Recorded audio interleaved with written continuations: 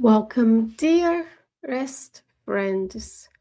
What a blessing to be with you. Thank you for being part of these studies, for being part of this community, for spreading the good, for working with us here at the Spirit Society of Richmond, bringing you this free translation of parts of the message from the book.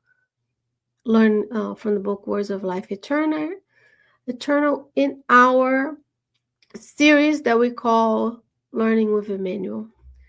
Few days each week, we bring together messages from these books and we reflect upon them and see if there anything that we can apply from these teachings to our daily life. And today's message is titled An Invitation to Study. Who doesn't like to study, right?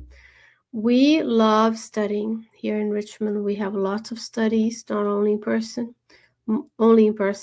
and these are the online studies that we have. So please join us if you're ever passing by Central Virginia in the United States. Write us, and we'll be happy to have you.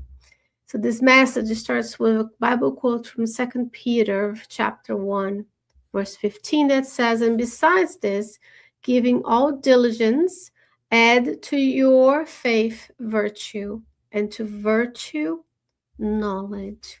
Emmanuel will say millions of people possessed faith in the past and demonstrated extraordinary trust in God.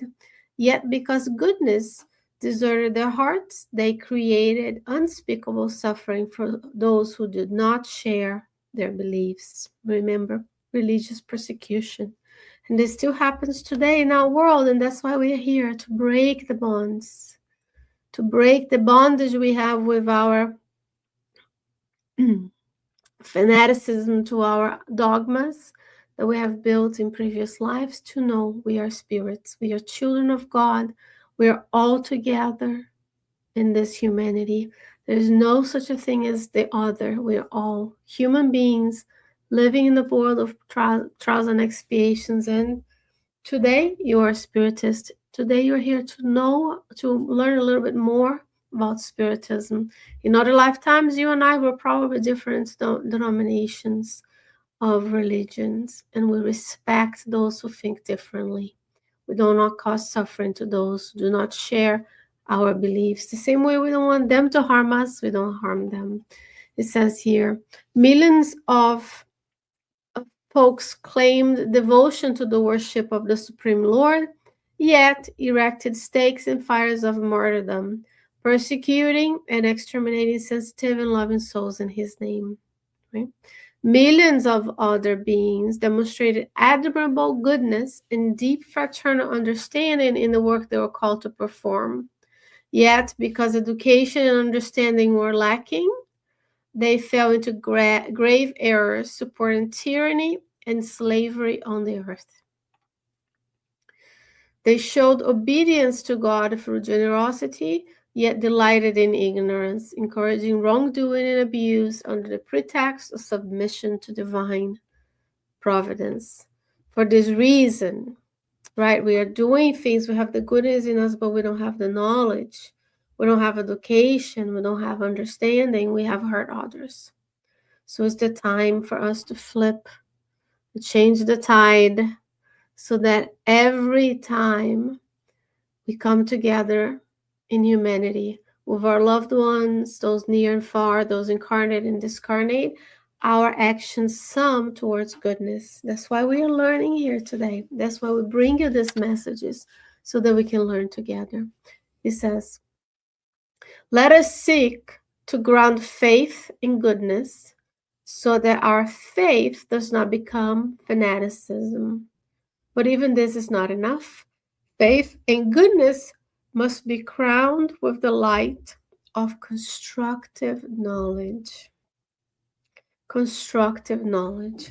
The other day we were studying, and someone asked me about a genealogy of a spirit author. And we discussed this person could have been this person in previous life. And then I had an insight from the mentors, right? Intuition is when we open to listen to what they have to say. Like, why are we wasting time speculating what we were, where we were, who was who? And then they reminded me, think about the many books in your bookshelf on the to-do list, right? So we need to seek to ground our faith in goodness, meaning the good works, and speculating about things that are not that important is not constructive knowledge. Constructive knowledge is what we are doing today. We are humble to know that this comes from the good spirits through the blessed mediumship of Francisco Candido Xavier. Our deepest gratitude to both Emmanuel and him. And constructive knowledge is doing this study, looking at the messages and thinking, how can I incorporate that into my memory bank? And what parts of this message can I build upon to build a better future? Today you're building your tomorrow. Today you're building your next lifetime. Seconds of not very thoughtful actions and reactions may lead us to change our reincarnatory plan completely. So he says, let's faith that we have in Spiritism and the goodness we see in the world, in ourselves and others, is crowned with the light of constructive knowledge. We strive to gain knowledge, and there's so many constructive knowledge activities in Spiritism. How many hundreds of books if you just put Chico Xavier and Divaldo Franco together, plus the works of Kardec, constructive knowledge.